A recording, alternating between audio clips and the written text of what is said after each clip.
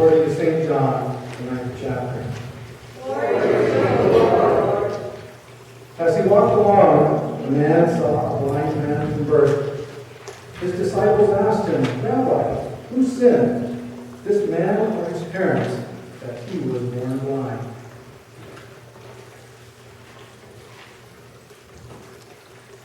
You may be seated.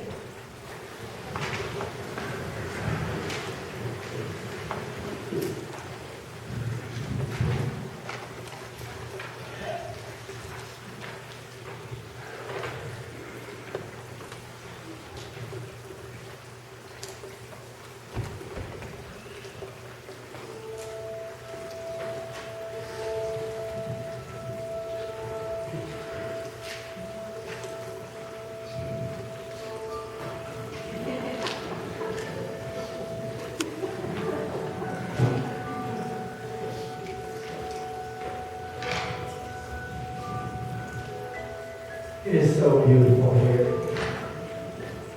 I like to come here at least once a day, so I can remember what happened. I sat here for 23 years, ever since the age of 12. My friend Jimmy sat right over there at the beautiful gate.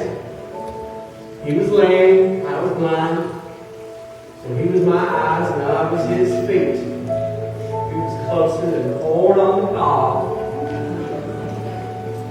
Sure do miss him. But this was a great place to be if he was a beggar like we was, because right behind that beautiful gate was the temple treasury.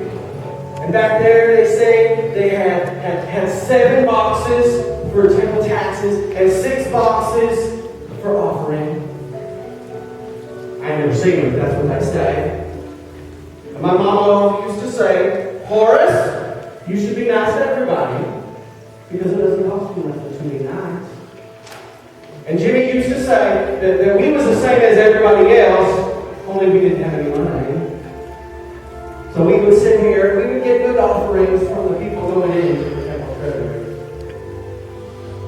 But you have a lot of time to think when you was a beggar. I used to wonder why I was born blind.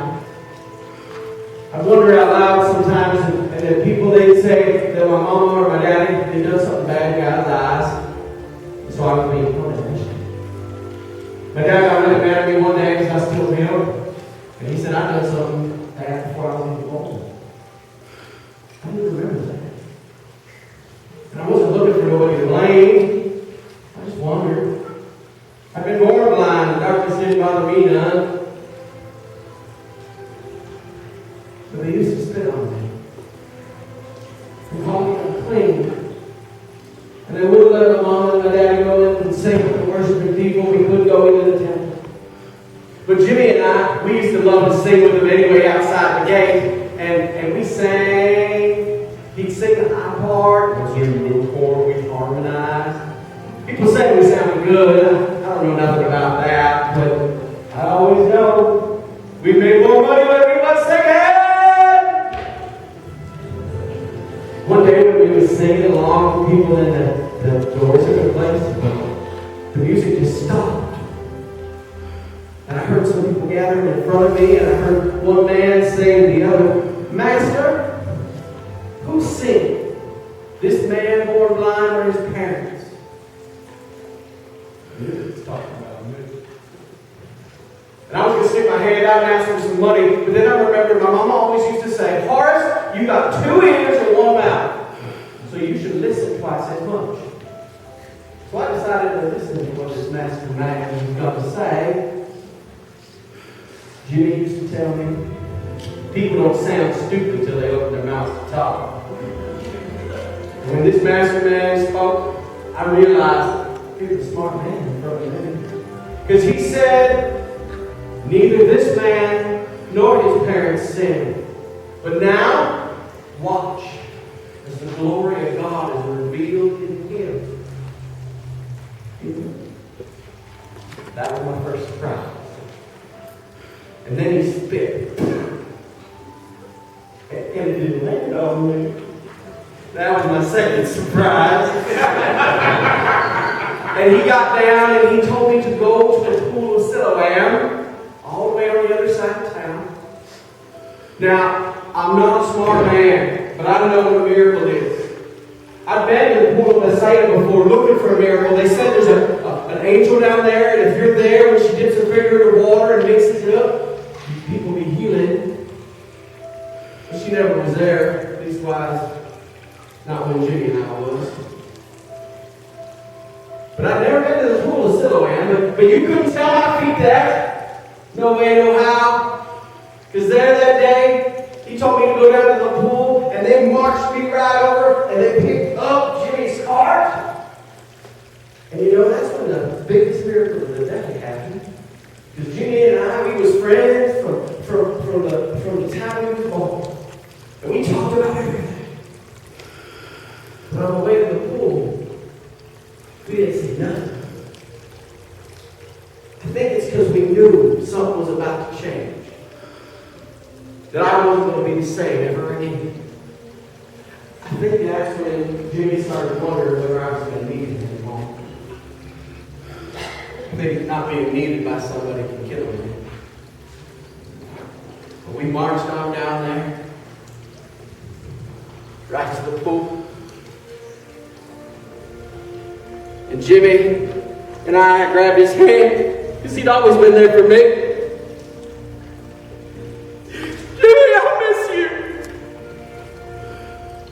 But even though he was worried, he pushed me. And I went. And I washed.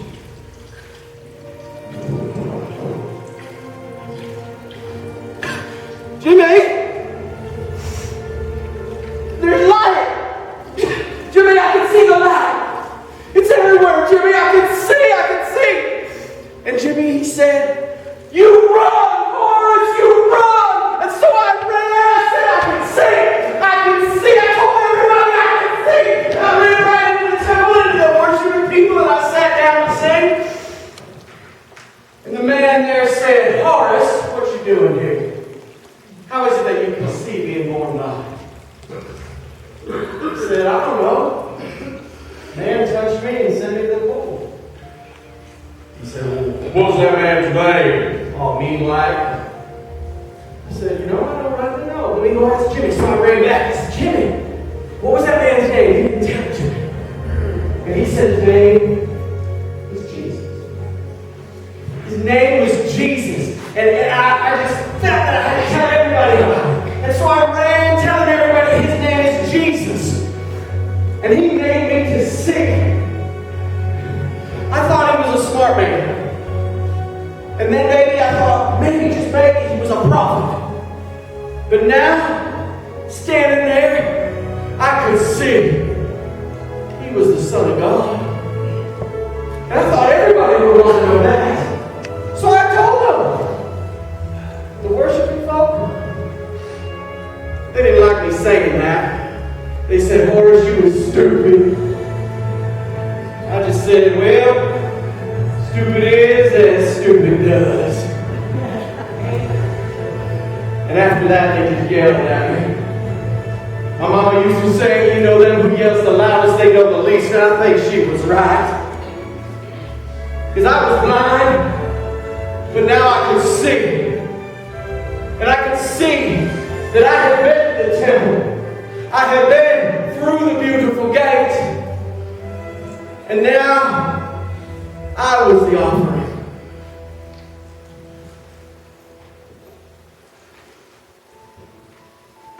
Jesus said he came to set the prisoner free. Jesus said he was the light of the world, and that he was going to send me.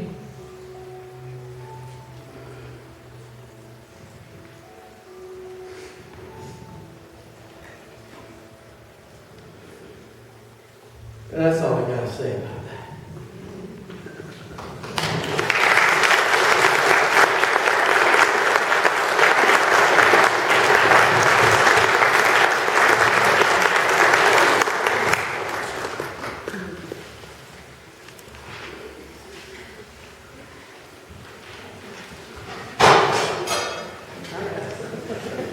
Uh-oh.